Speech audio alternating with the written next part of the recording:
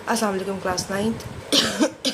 अब ये computer science के चैप्टर 4 का लेक्चर नंबर 7 है और हम लोगों ने जो टॉपिक आज डिस्कस करने हैं वो है विजनरी साइफर और इंस्क्रिप्शन विद द पासवर्ड। ठीक है, बुक की तरफ चलते हैं।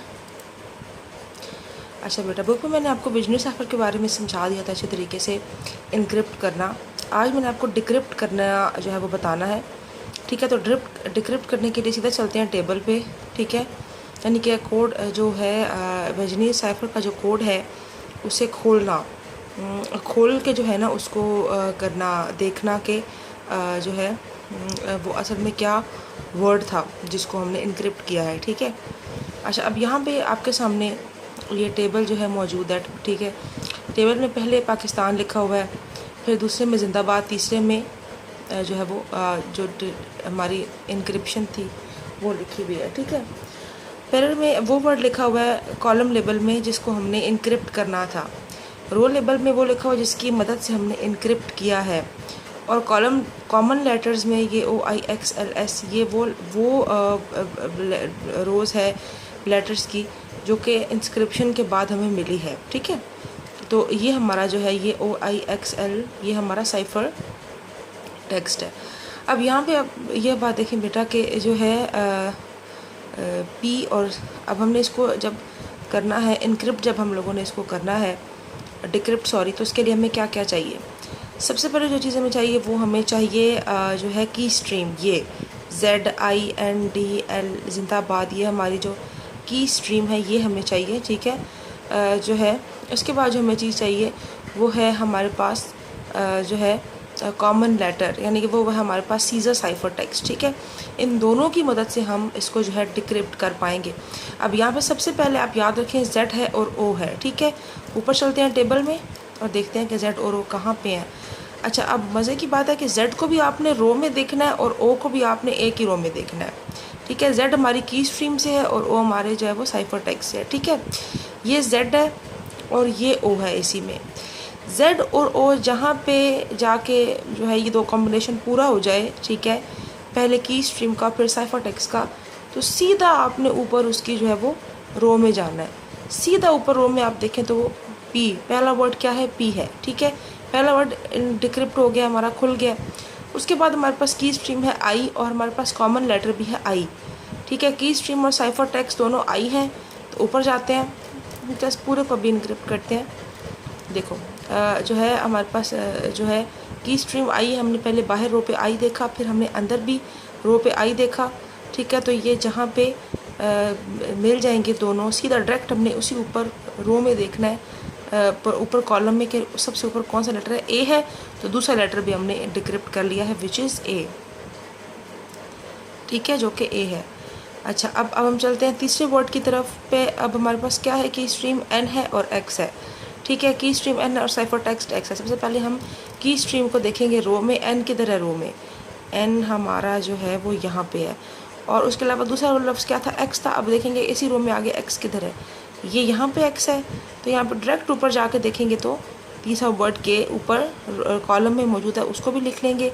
अच्छा, उसके बाद आगे देखें हमारे पास आगे है कि स्ट्रीम D और साइफर टेक्स्ट है L। अब D और L को हमने चेक करना है। ठीक है, यहाँ पे अब D कहाँ है, ये D है, ये कॉलम ये रो है D की, और D और L को हमने चेक करना है, और D की रो में L कहाँ है, ये है L ऊपर यहाँ तक हम पहुँच गए। सीधा ऊपर इसकी रो में देखें तो हमारे पास क्या है, I आ गया, तो चौथा वर्ड क्या है, I है। ठीक है, उसके बाद आगे चलते हैं जो है A और S को अब हम डिक्रिप्ट करेंगे।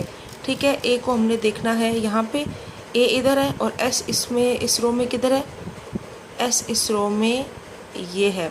ठीक है, तो इसमें डायरेक्ट ऊपर कॉलम में ऊपर देखें तो ऊपर भी S आ रहा है, तो इसमें जो है चौथा वर्ड S है। ठीक है, उसके बाद जो है आगे देखते हैं हमारे पास B और U है। ये बस ये लास्ट डिक्रिप्शन है, उसके बाद आप बाकी खुद कीजिएगा। ठीक है, B और U, तो यहाँ पे देखें अब B यहाँ पे ये है। ठीक है, और B की लाइन में U किधर है, ये है U के ऊपर देखो क्या आ रहा है, T आ रहा है, तो यहाँ पे चेक करते हैं कि B और U के ऊपर T ही आ रहा है। हाँ देखें, B और U जहाँ पे मिलते हैं वहाँ पे ऊपर T आता है। तो मैंने आपको इसकी इनक्रिप्शन भी बता दी थी पिछले लेक्चर में, और इस लेक्चर में हमने डिक्रिप्शन भी कर ली है। ठीक है, तो जो है आगे चलते हैं और आगे जो हमारा टॉपिक है उसको हम लोग देखते हैं। आपको आई होप आपको समझ आ गया है कि जो है किस तरीके से हम किसी भी कोड को इनक्रिप्ट कर सकते हैं फिर डिक्रिप्ट कर सकते हैं, ठीक है। यूजिंग विजनियर साइफर विजेट, ये बेटा जो यूजिंग विजेट है, विजेट कहते हैं किसी भी ऐसे जो है वो कह लें कि कॉम्बिनेशन ऑफ ऑप्शंस को कि जिसके ज़रिए आप इजीली किसी भी टॉपिक को जो है वो समझ सकें, ठीक है। तो ये आपके सामने ये पूरा बना हुआ है, ठीक है। और इसमें यूजिंग विजनियर साइफर, यानी कि जो मैंने आपको तरीका विजनियर साइफर का समझाया है ना, जिस तरीके से इंक्रिप्शन और डिक्रिप्शन होती है, ये सॉफ्टवेयर सेम उसी तरीके से काम करता है। इसमें आपको जो है इसको करने की ज़रूरत नहीं है इस्तेमाल, खुद दिमाग को सिर्फ आपने टेक्स्ट लिखना है और आपने इनक्रिप्ट के बटन को दबाना है और आपका टेक्स्ट जो है वो क्या हो जाएगा, इनक्रिप्ट हो जाएगा, ठीक है। तो इसकी मैंने अलग वीडियो बनाई है प्रैक्टिकल की, वो आपको एंड ऑफ द चैप्टर आपको मैं जो है एज प्रैक्टिकल दिखाऊंगी कि किस तरीके से इस सॉफ्टवेयर पर जाना है और इसको यूटिलाइज़ कैसे करना है, ठीक है। तो अभी इतना ही आप काफ़ी है कि ये विजेट्स आप याद रखें कि ये वो पार्ट है जिसके ज़रिए आप कर सकते हैं, ईज़िली चेक कर सकते हैं कि जिस तरीके से सॉफ्टवेयर के आपने वीडियो वो यूज़ करना है विजनियर साइफर को, ठीक है। नेक्स्ट टॉपिक जो है वो है हमारा ये वाला inscription with random substitution using frequency analysis, ठीक है। यहाँ पे मैं आपको दो चीज़ें समझा दूँ कि रैंडम सब्स्टिट्यूशन क्या होती है और फ्रीक्वेंसी एनालिसिस क्या होता है, ठीक है। रैंडम सब्स्टिट्यूशन ये होती है बेटा कि जो है ना हमने ऊपर सीधे साइफर में पढ़ा था कि 3 डिजिट्स को लेफ़्ट शिफ्ट कर दिया या 3 डिजिट्स को राइट शिफ्ट कर दिया, ठीक है। सीजर साइफर अगर आपको याद है तो मैंने आपको बताया था कि इनक्रिप्शन क्या होती है, ठीक है, डिक्रिप्शन क्या होती है, ठीक है। तो इसमें अगर आप देखें तो मतलब 3 डिजिट्स को हमने लेफ़्ट शिफ्ट कर दिया और 3 डिजिट्स को या 5 डिजिट्स को लेफ़्ट शिफ्ट या 6 डिजिट्स को लेफ़्ट शिफ्ट, इसे कहा जाता है रैंडम। ये होती है ये तो होती है प्लानिंग वाली सब्स्टिट्यूशन, ठीक है, कि पता हो कि 5 डिजिट तरतीब से जा रहे हैं या 6 डिजिट तरतीब से लेफ़्ट साइड पे शिफ्ट हो रहे हैं या राइट साइड पे शिफ्ट हो रहे हैं, ठीक है। इस तरह जब हम डिक्रिप्शन करते हैं किसी भी कोड की, सॉरी इनक्रिप्शन करते हैं सीधा साइफर के ज़रिए, तो इस तरह उसको कोड अगर है, अगर किसी की दुश्मन के हाथ में लग जाए वो या किसी भी और एक्सपर्ट के हाथ में लग जाए तो वो इजीली उस कोड को क्रैक कर सकता है, ठीक है। लेकिन इस सिचुएशन से बचने के लिए रैंडम सब्स्टिट्यूशन का इस्तेमाल किया जा सकता है। इसमें ये होता है कि हम किसी भी डिजिट को उठा के किसी की जगह भी रख सकते हैं। अगर मैं चाहूँ तो क्यू की जगह एस को रख दूँ, एस की जगह पे टी को रख दूँ, टी की जगह पे एन को रख दूँ, ठीक है। इससे क्या होगा कि जो हमारा अगर कभी कोड कभी होता है कि कभी चोरी हो जाए या किसी गलत हाथों में चला जाए या किसी एक्सपर्ट के हाथों में, तो वो उसे इनक्रिप्ट वो उसे डिक्रिप्ट नहीं कर पाएगा। इसे कहा जाता है रैंडम सब्स्टिट्यूशन, ठीक है। आगे देखते हैं, messages encrypted with the serial cipher are very easy to crack. What if the instead of shifting the whole alphabet we map every alphabet to the random different letter of the alphabet. वही बात जो मैंने आपको बताई है कि easily code को crack करना आसान है अगर हम वैल्यू को लेफ़्ट या राइट शिफ्ट करते हैं, लेकिन सीजर साइफर की मदद, लेकिन रैंडम सब्स्टिट्यूशन में क्या होता है कि हम हर लेटर को किसी दूसरे लेटर के साथ चेंज कर सकते हैं और मर्ज़ी है हमारी। और इससे ये होगा कि हमारा जो वो एक रैंडम कहीं भी कोई भी लेटर कहीं भी लिखा होगा तो फिर हम अगर उस ये करने के बाद अगर हम कोड को इनक्रिप्ट करेंगे तो ये होगा कि हमारा कोड अगर किसी हाथ में जाता है या कोई भी, फिर उसके लिए किसी के लिए क्रैक करना, उसको कोड को तोड़ना, डिक्रिप्ट करना इतना आसान नहीं होगा, ठीक है। तो आई होप आपको समझ आ गई है इस चीज़ की।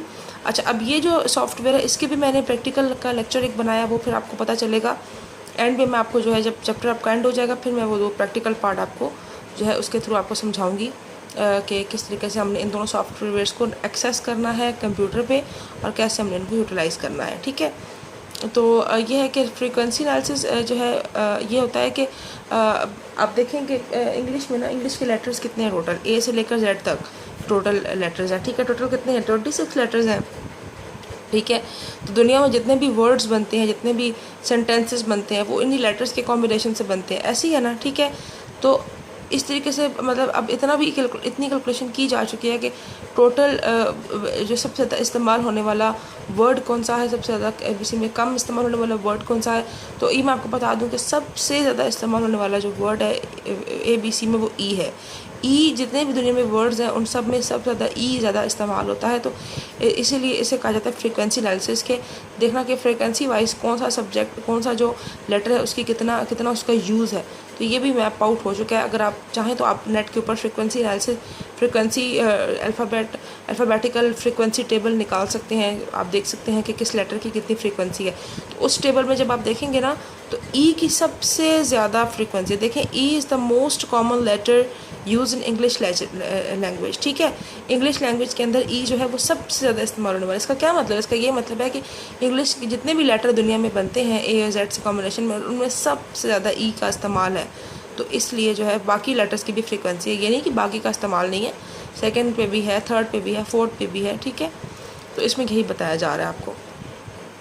ठीक है, तो जो है maybe you most common letter in scripted text maps to letter e but maybe not. You will have to do the guess check. ठीक है, in cryptanalysis frequency analysis study of the frequency letter group of जो है वो letters in cipher text. This method is used as an aid in breaking the classical cipher. ठीक है, अब यहाँ पे क्वेश्चन जो अब इंटरेस्टिंग है, जो आपको पता होनी चाहिए, वो ये है कि अगर आपका कोई भी आपका कोड है, ठीक है, उसको कोई डिक्रिप्ट अगर कर रहा है, ठीक है, उसमें वो देखेगा कि सबसे ज़्यादा लेटर कौन सा यूज़ हो रहा है। जो लेटर यूज़ हो रहा है ना आपके कोड की जो है वो इनक्रिप्टेड कोड का, उस लेटर को वो क्या कर देगा, जानबूझ के ई उसकी जगह रिप्लेस कर देगा। क्योंकि आपको पता है कि इंग्लिश में सबसे ज़्यादा इस्तेमाल होने वाला वर्ड क्या है, ई है। तो वो उसको ई की जगह रिप्लेस ई लिख देगा उसकी जगह, तो वो हाफ ऑफ द कोड तो यहीं क्रैक हो जाएगा। ठीक है, क्योंकि मोस्टली कोई भी पैराग्राफ है उसमें आपको पता है कोई भी वर्ड्स है दुनिया में ई ही सबसे ज़्यादा इस्तेमाल होता है। ठीक है, बाकी भी इस तरीके से जो है वो क्रैक कर सकता है कोड को। ठीक है, in cryptanalysis, frequency analysis is the study of the frequency of letters or group of letters in ciphertext. This method is used as aid to breaking the classical ciphers. ठीक है, तो frequency analysis में यही होता है कि most और least और कम या ज़्यादा इस्तेमाल होने वाले लेटर्स को लेके ये देखा जाता है कि किस तरीके से उनको जो है वो कन्वर्ट किया जाता है, प्लेस करके जो है वो कोड की जगह पे। तो ये पता लगाया जाता है कि कौन सा लेटर ज़्यादा जो है वो हो जाता है, ज़्यादा इस्तेमाल होता है, कौन सा लेटर कम इस्तेमाल होता है।